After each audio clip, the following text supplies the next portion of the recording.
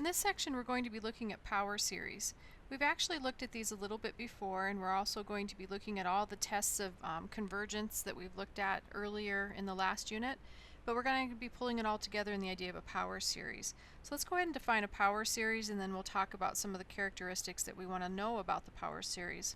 So if we have some value of x that's a variable, and that's a pretty common thing for x to represent a variable, then we have an infinite series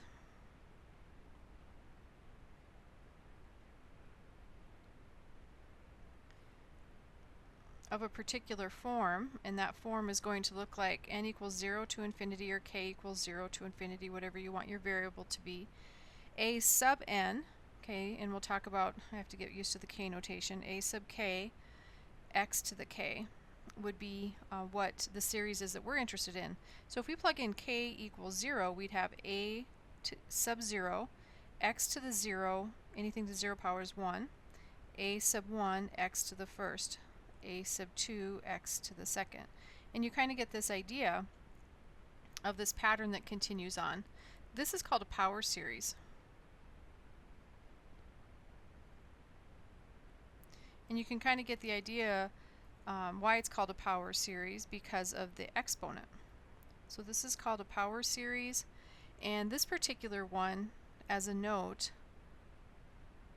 is centered at 0. So what are we talking about centered at 0? Well, if you remember from our last lecture, we were trying to estimate a curve with a polynomial. So let's say the curve that we were trying to estimate is this underlying curve, whatever function it is that describes it.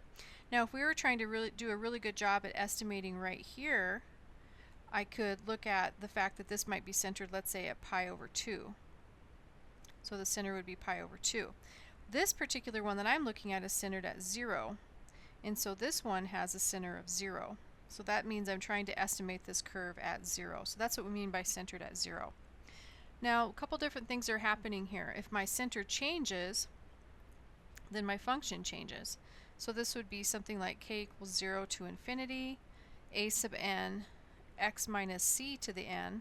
And again, this should look a little bit familiar from our last conversation that we had with the Taylor polynomials.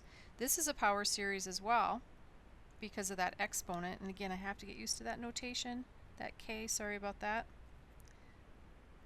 This is a power series, and this one is centered at c.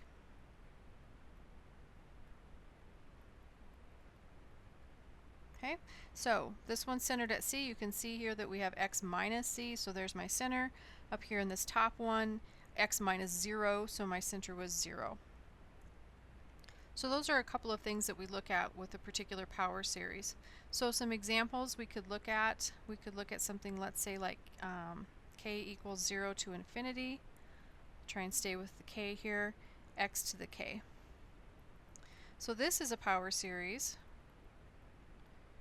A sub k would be 1 out front and implied 1 here. Because I'm not subtracting anything from the x, this is a power series centered at 0. Because again, I'm not subtracting anything. Let's look at k equals 0 to infinity. Let's look at something like x plus 1 to the k. So this is a power series as well. And if you notice, these all look like geometric series. That's another thing that we'll talk about. But this one is centered at -1, because it's always the opposite of what's happening in here. Now, a power series can be viewed as a function where the domain is a set of all of x for which the power series converges. And so that's kind of our big idea here that we're going to be focusing on. So a power series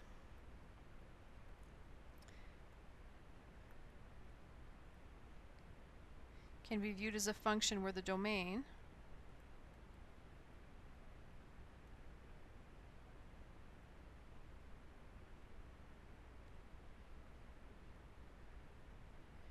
is the set of all the x values for which the power series converges.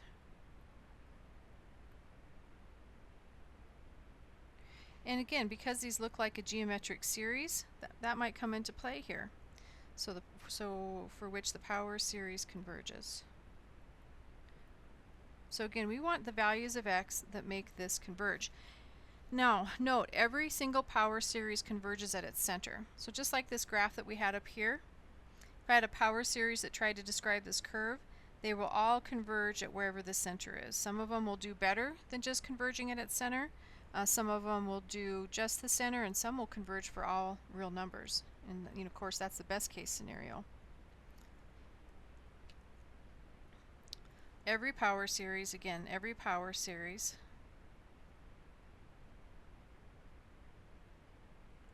converges at its center C.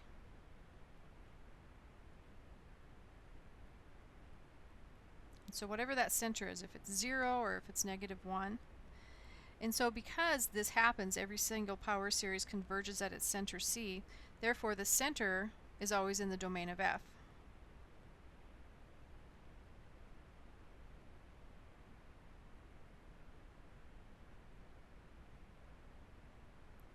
Now this will make more sense when we start putting some functions to this, and when we get to look at some particular examples. So let's look at some graphs to help to clarify some of this as well. So we could have some graph, and I'm not going to really worry about putting a name to these graphs right now. And let's say this is our value for C where I'm trying to converge. So what I do is I try and estimate this the best that I can, and this is definitely a linear function. But you can see that this only converges at C, meaning it only does a good job of estimating right at its center. So I'm going to call this case 1. Okay, let's go ahead and look at another example. Okay, we'll look at something kind of a similar graph. And here's my value for C. And again, I definitely will converge at the center up here, but this time when I'm estimating, I do a little bit better job. So this red curve is my estimate. So I'm going to call this case 2.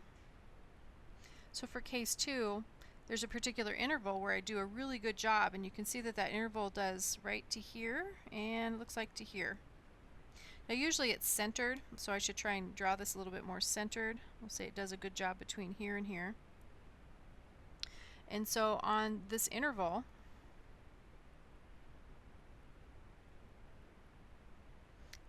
this left bar and this right bar creates an interval. C is the center.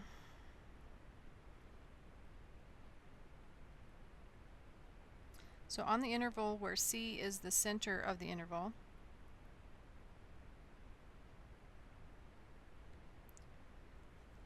this creates an interval of convergence. So this would be an IOC, or interval of convergence. Now in this particular time, I must check the endpoints, meaning it might converge at the endpoints or it might diverge at the endpoints. And each one could be different, meaning the upper interval could converge and the left interval could diverge at the endpoint. So the options I could have here could be, let's say, from A. Okay, if the middle is C, let's go B to D, just to make C seem like the natural middle there. This could go from B to D, where it diverges at the endpoints. It could diverge at the left endpoint, or sorry, converge at the left endpoint and diverge at the right. It could converge at both endpoints, or diverge on the left and converge on the right. Those are all the different options, and I have to check each one individually. Now the third case would be where I just do such a super job of finding that polynomial that estimates the curve. Here's my center. That it's an exact replica of the curve. So in this particular case, this is an exact replica of the curve. So it definitely converges at its center, but you can see that I do a really good job here. So this is my case 3. This converges for all x, meaning everywhere this converges. There's no value of x for which it does not estimate the line exactly. So this converges for all x, including the center.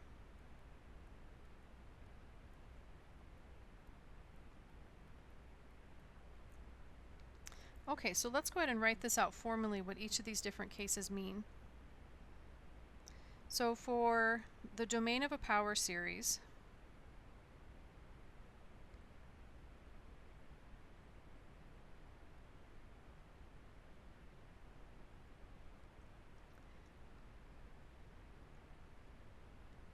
centered at C, and again, this value of C you can either determine or it will be given to you. Only one of the following is true.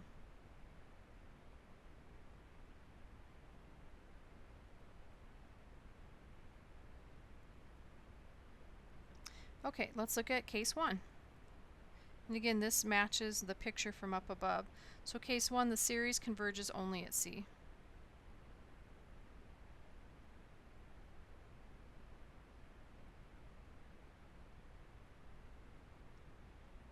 Only converges at its center. Now again, what we're looking at then is an idea called point convergence. It only converges at a point. Now the radius of convergence, point convergent, the radius of convergence means how far can I move off the center and still converge. And the idea here, ROC, radius of convergence, would be 0 then. I can't move off the center at all.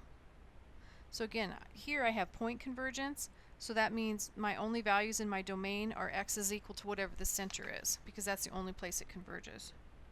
Let's go ahead and look at case 2.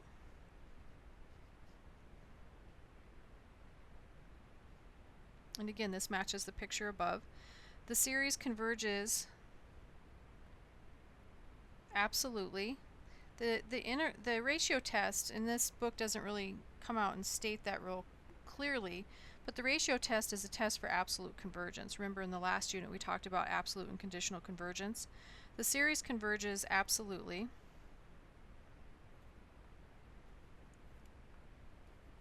And that's the ratio test that we're going to be using here shortly.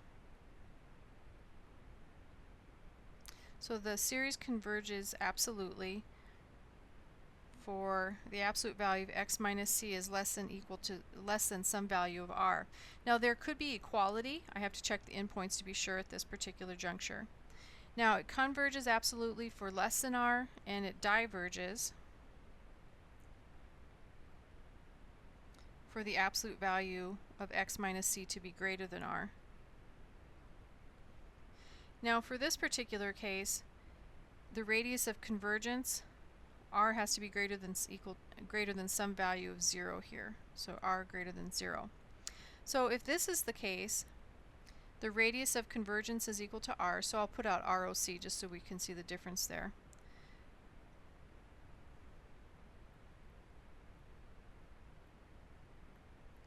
So the radius of convergence is equal to r. And my interval would be the center minus r as my left endpoint and the center plus r as my right endpoint. And then I need to check the endpoints. And I'll show you how to do that in an example where we have numbers to put through it. Now our third case from up above, and again this matches the picture, case 3, the series converges absolutely for all x, or for all r. So the series converges absolutely for all, and I was right the first time, x.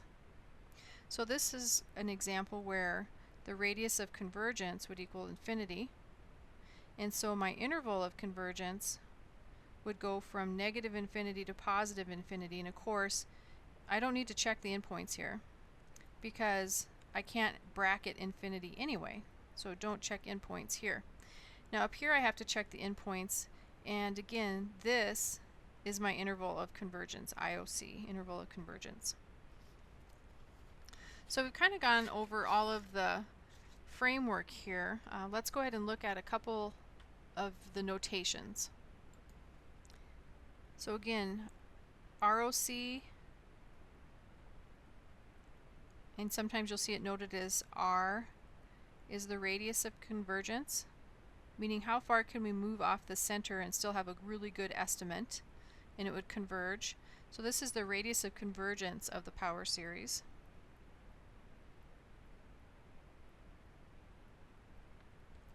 And then the interval of convergence, IOC,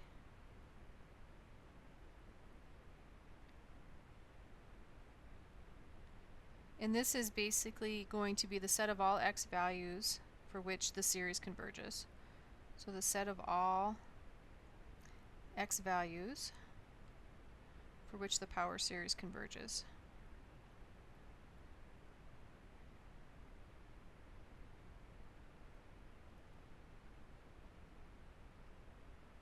Okay, so let's go ahead and start looking at some examples. Where we will use the ratio and the root test to determine intervals of convergence. Ratio test more common than the root test. So to determine intervals of convergence, use the ratio test and the root test. Now, this book wasn't really particular about the ratio test being a test of absolute convergence, and it never really brought up absolute value, but we have to force these terms to be positive, and so what we're going to be doing is looking at the absolute value for the ratio test. So let's go ahead and look at an example where we want to determine the intervals of convergence and the radius of convergence.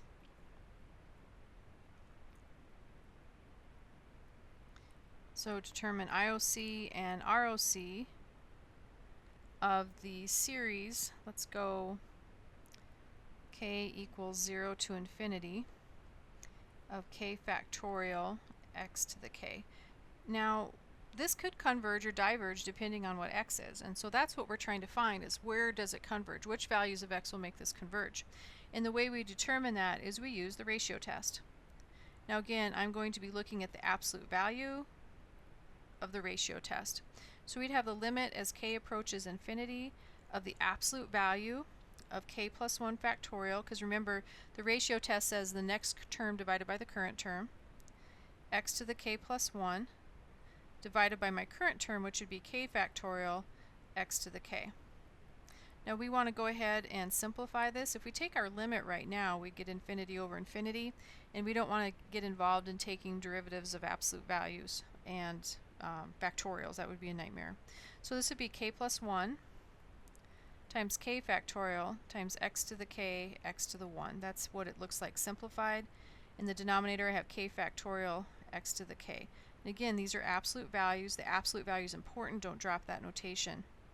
We'll see why it's so important here in a moment. So after I simplify this and I'm ready to take my limit as k approaches infinity, this would be, it looks like just k plus 1 times x. So x times k plus 1, absolute value. Now if you notice, k is my variable that's changing, so I can pull the x out front. So this would be the absolute value of x times the limit as k approaches infinity of the absolute value of k plus 1. Again, the variable here is k. X is also a variable, but it's not the variable that's changing in my limit, so I can pull it out front. Now if you notice, as I go toward infinity here, there's no value of x that will slow this down. So this part is going off toward infinity. It doesn't matter what x is, this is still heading off toward infinity. So this is basically going to infinity, which is greater than 1. And again, this is the ratio test. It's greater than 1, therefore the series diverges.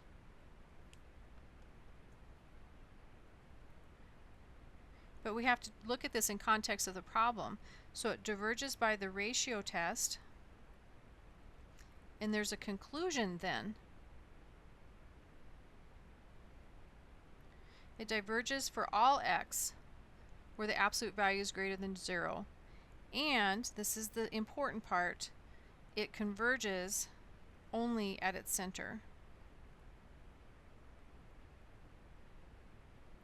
Now for this particular case, the center is equal to 0. So if we come back up here, whoops, here it is. If we come back up here, we can see the center is 0. So if I put a 0 in here, 0 to the k times k factorial, of course anything times 0 would be 0. And 0 is less than 1, by the ratio test it would converge. And so that's why you have to say it converges only at its center. Well, the idea of this problem was to find the interval of convergence. And for this particular problem, there is no interval because it only converges at its center.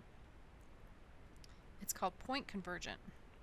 It only has a particular point. So if I were to plug in x equals 0 into my original series, I would see that it would converge just at 0. Now because I cannot move off of that center and still have it converge, my radius of convergence, ROC or R, however you want to use that notation, would be equal to 0. I can't move off the center at all. If I do move off the center, it will definitely diverge off the center. Now that only seems to match one of our cases. Let's look at a few more problems so we can see examples of the other cases. So let's go ahead and look at another example where we will determine the interval of convergence and the radius of convergence. And the series that we want to use this time is k equals 0 to infinity 3 times x minus 2 to the k. Now if we look at this one, it's pretty clear to see that the center is equal to 2. So keep in mind it's going to converge at 2. Whether it converges anywhere else, we'll have to figure that out. So let's go ahead and look at the ratio test. So for the ratio test, I'd look at the limit as k approaches infinity of the absolute value of the next term. So that means my k turns into a k plus 1 divided by my current term. Okay, I'm going to simplify this because right now it looks like it would be some sort of infinity over infinity. And if I can simplify this, this will be a lot easier to work with. The 3's definitely cancel, so I don't need to drag those along. And this would be x minus 2 to the k times x minus 2 to the first all over x minus 2 to the k. And then the x minus 2 to the k's cancel, and I'm just left with the limit as k approaches infinity of the absolute value of x minus 2. Now notice there's no k left in here. And because there's no k left, this is basically a constant. So the limit of a constant is just a constant. So as we did in the last problem, I can pull anything to do with anything other than a k out front.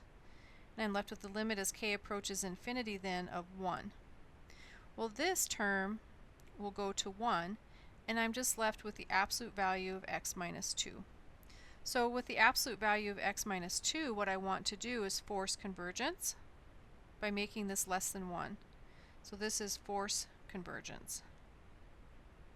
I want to find the values of x that will force this to converge.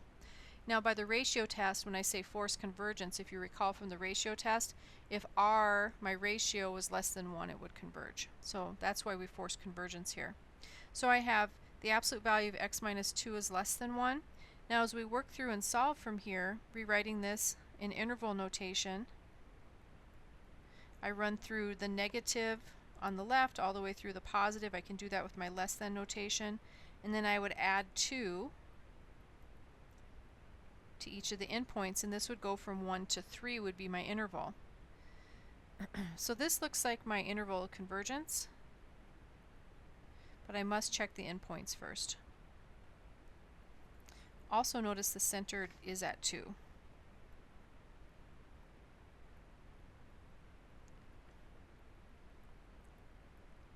So if you work through one of these problems and your center is not matching up with what you have up here, then you know you have a mistake somewhere. So let's go ahead and check the endpoints. So I'm going to go ahead and check x equal 1. And so what that means is I go back to my original and I plug in x equal 1. So this would look like k equals 0 to infinity 3 times 1 minus 2 to the k. Okay, so then simplifying, k equals 0 to infinity 3. 1 minus 2 would be a negative 1 to the k. Now this is kind of looking like a geometric series to me. So again, we have to name the test. And we say r is equal to negative 1 here. And when we're doing the geometric series test, we check the absolute value of r. And in this particular case, that's greater than or equal to 1. So that tells me it diverges. So it diverges at x equal 1. Now the next thing that we'll want to do is we will want to look at x equal 3. So let's go ahead and check x equal 3. And again, all of these things that we're writing down are the parts for this problem. You can't jump or skip any of it. So I'd have 1 minus 3 here to the k. Actually, it's not 1 minus 3, it is 3 minus 2, because this is the variable that's changing. I'm going to turn this to red to remind myself. So the variable that's changing is the first one, and that matches right up here with the variable of x. Okay, so as we're working through this, this would look like k equals 0 to infinity. 3 minus 2 is 1, so this is 1 to the k. This is a geometric series as well. So we need to name the test. We show how the test is performed. The criteria for the test, r is equal to 1 in this case. I check the absolute value of 1, that's greater than or equal to 1, so it diverges. So each of the endpoints diverge.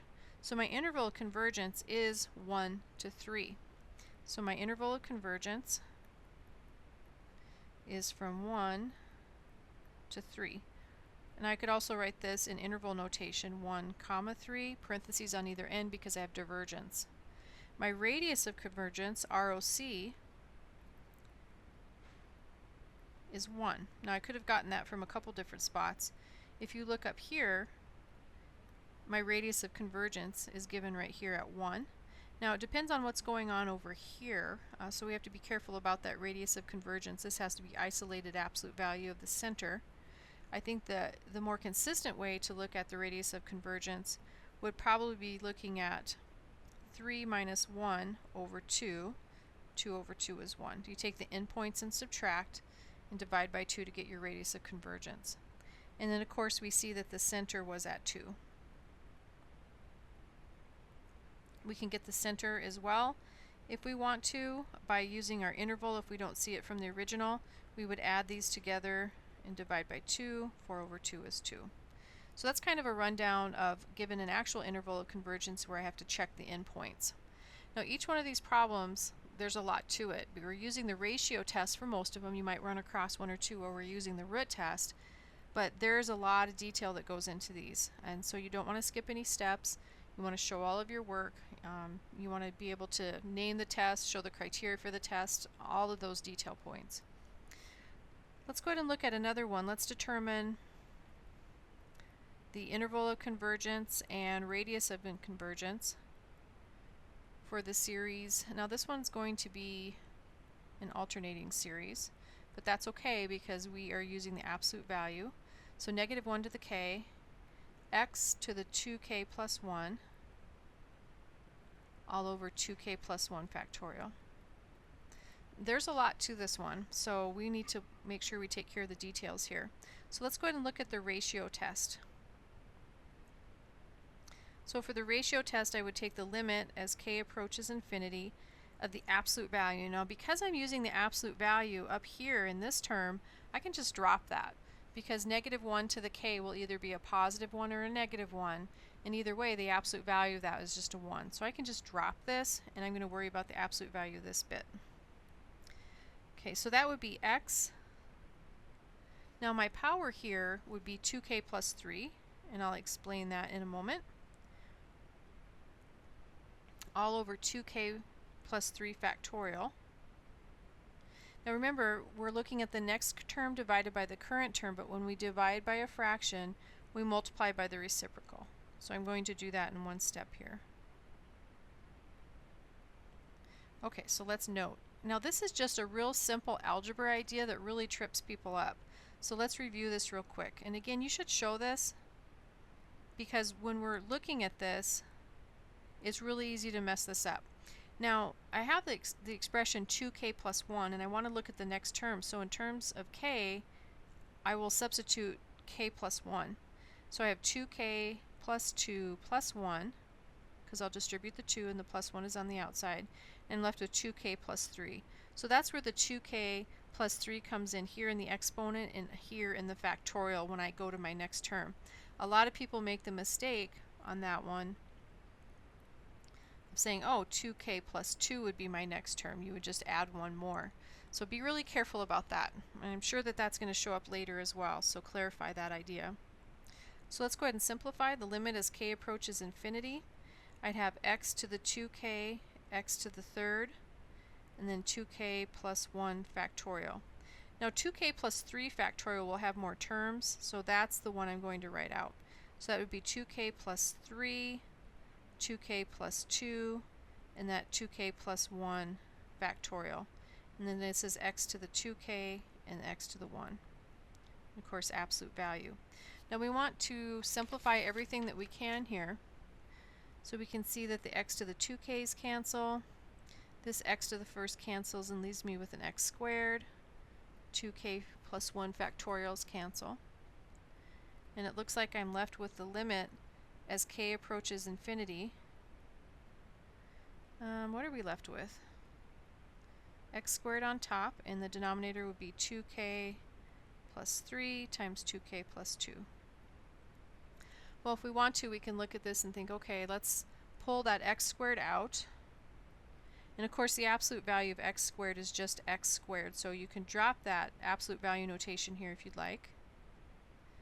Now over here, 2k plus 3 times 2k plus 2 in the denominator, the numerator is fixed, the denominator is increasing without bound. This whole thing is going towards 0, and the reason is the degree in the numerator is less than the degree in the denominator. So this is going to 0. 0 is definitely less than 1. I don't have to force this to converge, it already converges. So therefore this converges absolutely for all values of x. Okay, so the radius of convergence and the interval of convergence are pretty simple here. The interval of convergence is negative to positive infinity. I don't need to check the endpoints.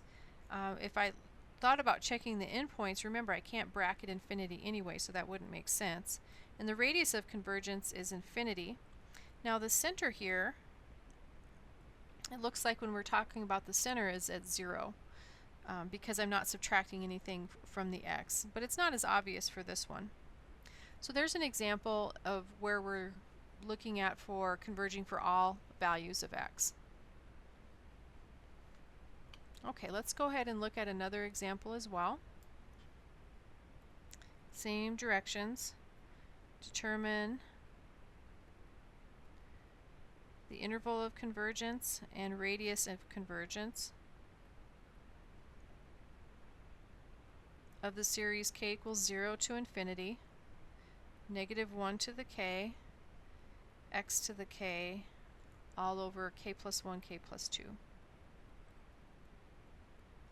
Now remember, we're using the ratio test here, and because I'm using the ratio test and I'm looking at the absolute value for this term, I don't need to include it because I'm taking the absolute value of either a negative 1 or a positive 1, which yields a 1. So the ratio test, we look at the next term divided by the current term. So the next term would look like x to the k plus 1 all over, okay, now this would be k plus 1 would be k plus 2, k plus 1 plus 2 would be k plus 3. Now we're going to divide by the current term, but when you divide by a fraction you multiply by the reciprocal. And then we're going to go ahead and try and simplify this a bit. So this will look at the limit as k approaches infinity. I already see a few things that will cancel. The k plus 2's will cancel, and the x to the k's will, but I'm going to write that out because that's a common spot to make a mistake. X to the k, x to the 1 times k plus 1 all over x to the k times k plus 3. And again, I'm just writing that extra step out because it's a common spot to make an error. Okay, so I'm left with the limit as k approaches infinity of x times k plus 1 all over k plus 3. Now if you notice here, I can pull that absolute value out front. K plus 1 over k plus 3. And I can see here that something interesting will happen because this particular piece, this goes to 1. And the reason it goes to 1 because the k powers are the same. And you always have to state y. So the degree in the numerator equals the degree in the denominator. So the absolute value of x then times 1 is just the absolute value of x. So we're at the absolute value of x here. This is going to be forced convergence.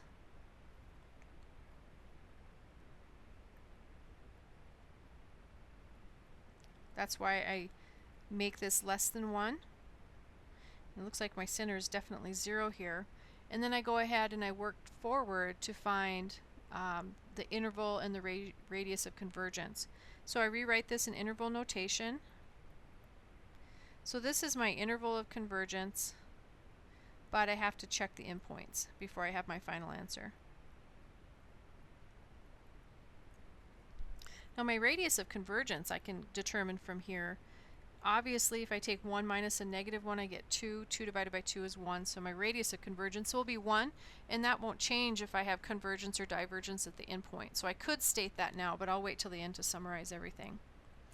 Okay, so let's check endpoints. So I'm going to go ahead and check x equal negative 1. Now what that means is I go back to the original and I plug in x equal negative 1. So this would look like k equals 0 to infinity. This would look like negative 1 to the k, negative 1 to the k, all over k plus 1, k plus 2. So let's go ahead and scroll up a bit. So I'm taking my original, here's my original, right here, and I'm replacing this x with negative 1. Now simplifying, because I want to simplify this before I actually check the series. This would be k equals 0 to infinity. Now when I'm multiplying like bases, I add exponents. So I have negative 1 to the 2k all over k plus 1, k plus 2. Now if you notice, my exponent 2k, no matter what value I plug in for k, will be even, and a negative to an even power is just always positive. So this will always be a positive 1. So I'm just going to rewrite this as 1 over k plus 1, k plus 2. So simplifying this is going to be very, very helpful. Now I could leave this in factored form, but I kind of have an idea that I want to use some comparison test for this. So I'm going to go ahead and multiply that out, FOIL it out. So I'd have I'd have k squared plus 3k plus 2. K squared plus 3k plus 2. Now I want to check this. I could use my divergence test, I could use my integral test, I could use ratio test, I can use any test I want, but I have to find that works. And I think that limit comparison will be the one that I choose. I think I could use direct comparison as well, but limit comparison tends to be a little easier. So for limit comparison, I'm going to compare this to 1 over k squared. So if you think about it, I start with the ratio test, I'm at limit comparison, and now I'm using the p-series test within the limit comparison test. So there's a lot to keep track of here. So this is the p-series.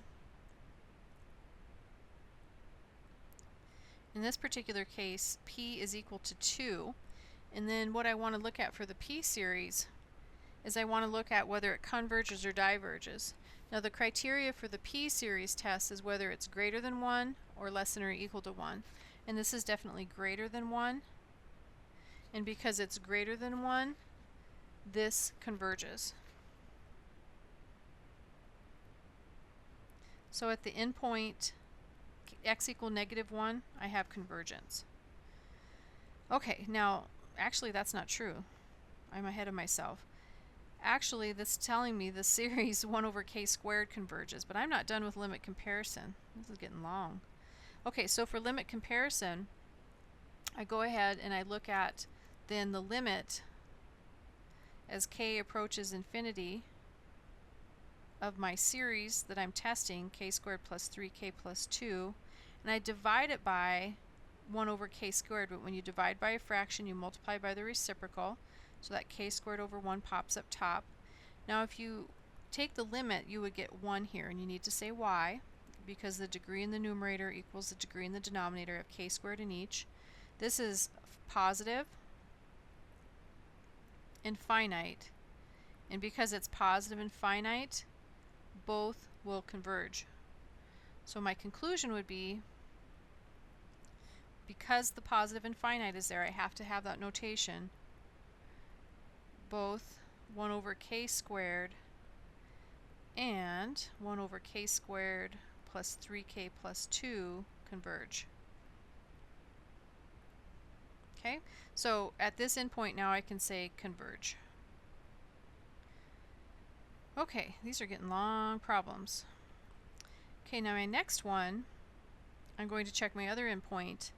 In my other endpoint, I go back to my interval of convergence, and my other endpoint was x equal 1. So I'm checking this endpoint right here, x equal 1. So I go back to my original problem, and everywhere there's an x, I plug in a 1. This looks like the alternating series test, maybe, we'll see. So plugging in k equals 0 to infinity, I get negative 1 to the k, 1 to the k, again because I'm plugging in a 1, over k plus 1 times k plus 2. Well, 1 to the k is not very interesting because that's always just going to produce a 1, so I can just totally drop that term. And I'm just left with this alternating series, negative 1 to the k, divided by k plus 1, k plus 2. So I want to check this using the alternating series test, because I can definitely see that it's alternating.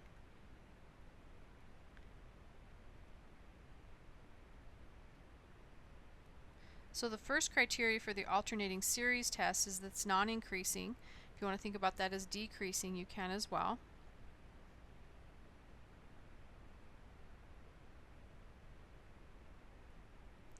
And it is. So if I look at 1 over k plus 1 times k plus 2, this is fixed. The 1 is fixed. The denominator is increasing, and that tells me that the overall fraction then is decreasing. Now if we wanted to take a derivative, we could do that as well. But whatever you use here for your reasoning, you have to have some reasoning. You can't just say it's decreasing. Now let's go ahead and take the limit as k approaches infinity of 1 over k plus 1 times k plus 2. And as k goes to infinity, this is going to 0.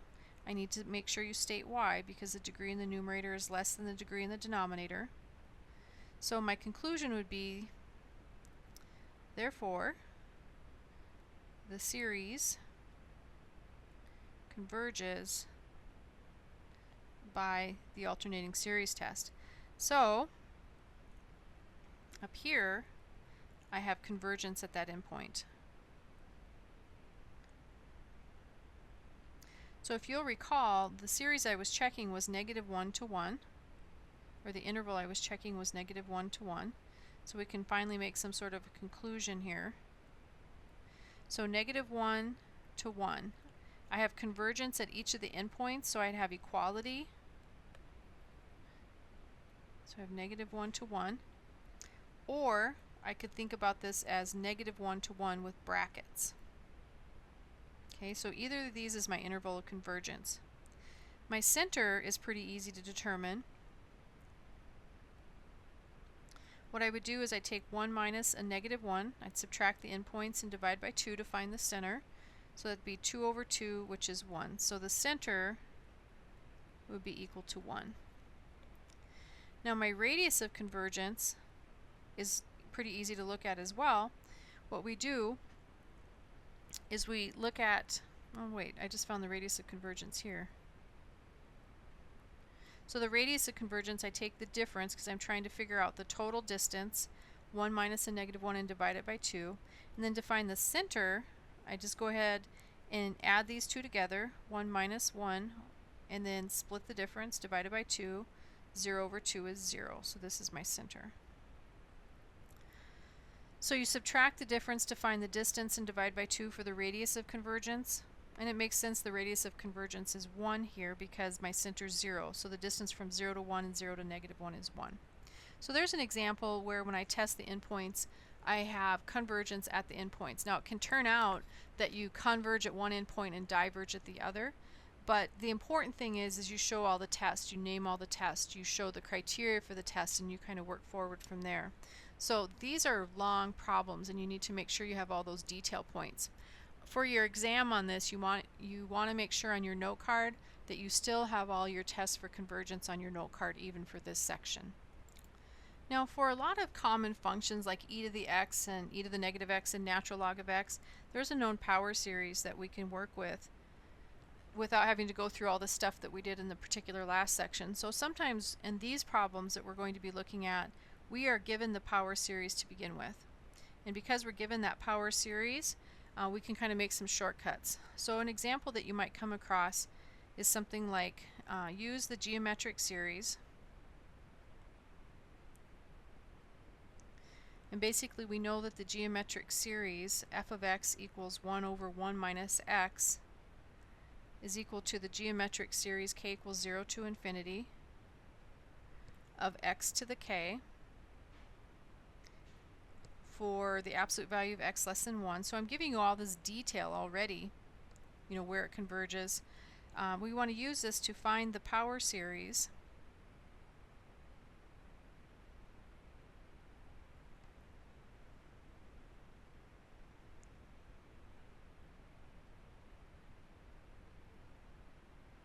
representing the function below, or representing the following function centered at 0. That detail is important. And we also want to give the interval and radius of convergence.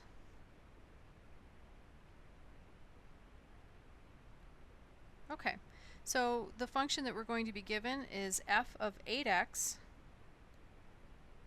is equal to 1 over 1 minus 8x.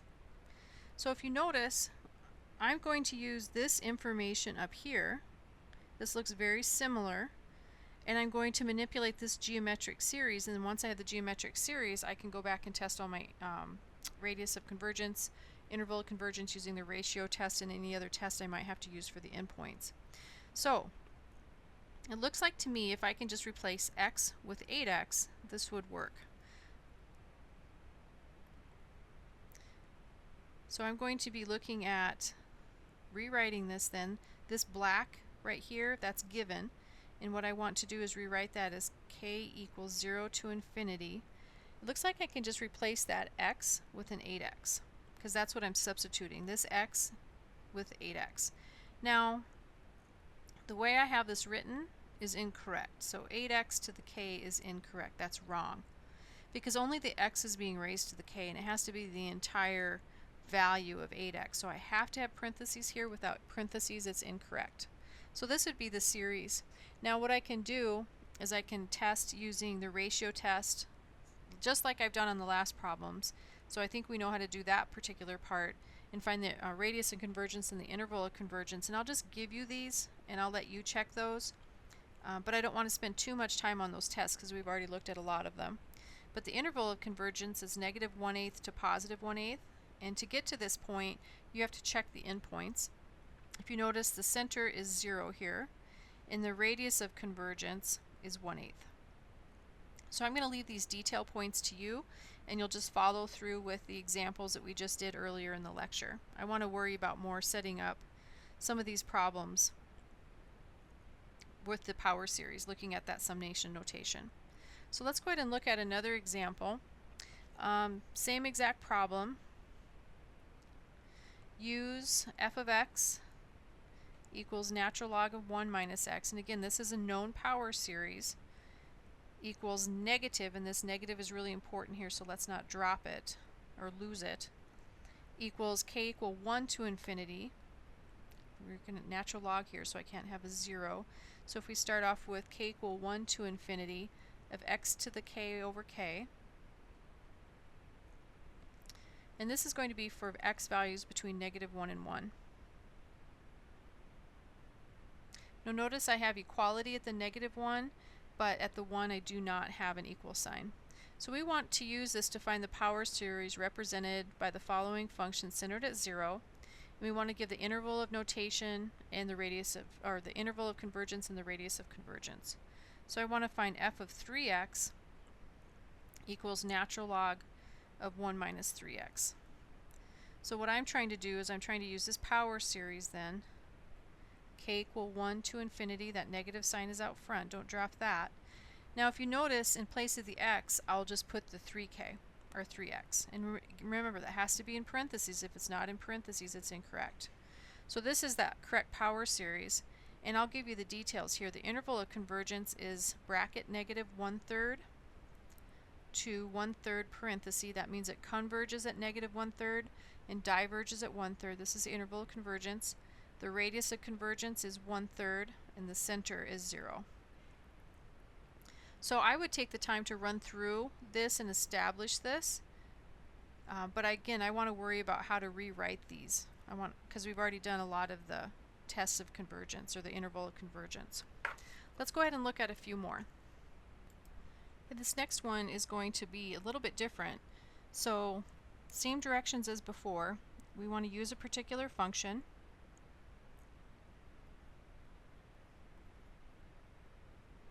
So in this case, we want to use f of x equals natural log of 1 minus x again. And we know that this is equal to a negative k equal 1 to infinity x to the k over k. And these are, again, negative 1 to x to 1. Remember, where I have the equal sign is important. And I want to use this to estimate the function p of x equals 3x to the 9th times the natural log of 1 minus x. So this is different than the last problem we did because we have that 3x to the 9th out front.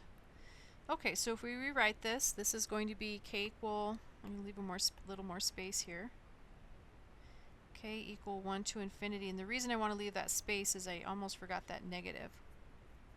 So in this particular case, I know I have x to the k over k for this part. So this part is x to the k over k. And then I have this 3x to the 9th I'm going to have to deal with as well.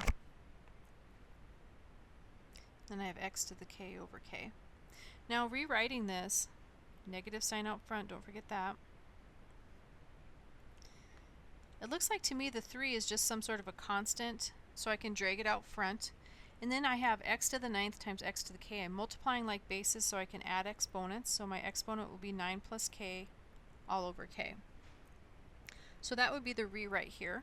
And then I can look at an interval of convergence, a radius of convergence, and a center. Now the center here, actually I'll determine that in a moment. The interval of convergence is bracket negative 1 to 1 parenthesis. The radius of convergence would be 1 and the center would be 0. And again, this is not something you would know by looking at it. You have to go through and show the tests. So you'd run through the problems just like we did earlier in the lecture. Okay, so I think for the most part we've covered all the different types of problems that you'll see either in this lecture or a previous lecture, except for one. And I just want to do a quick review on this. I think you'll recognize it as you see it. I would like you to take the following power series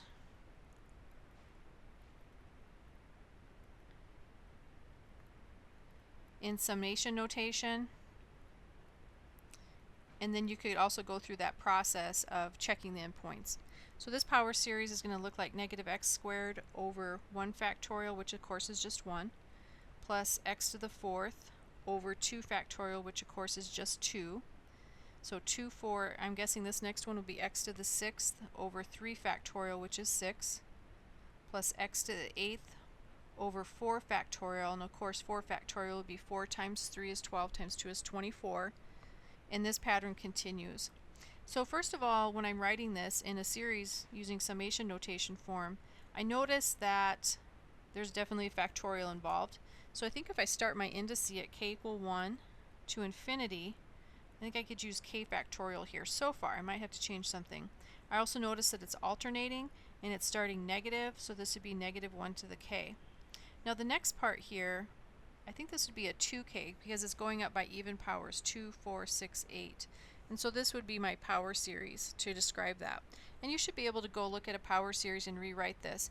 Now notice, if I had these written as 1, 2, 6, and 24, you'll want to notice those and realize that they come from factorials because that could show up as well. Now from here you could test this and you could find intervals of convergence and radius of convergence and center, all those good things. But I'll leave that to you to double check through that because you know the process, and you can go through and double check those. I think this covers kind of all the problems that you'll see while you're working this particular section. And remember, it's really important when you're looking at these series and you're checking them for intervals of convergence. We use the ratio test every time, which would be, it's pretty common, but you could also use the root test. We're using the absolute value, and you have to make sure that you're showing your steps. Name the test, show the criteria for the test, draw your conclusion, and don't skip any steps. Very, very important. Good luck on this section. These are interesting problems, and they're very good problems because we're using this as an idea of estimating a more difficult function. Remember, that's where it goes back to, is looking at polynomials estimating functions. Good luck.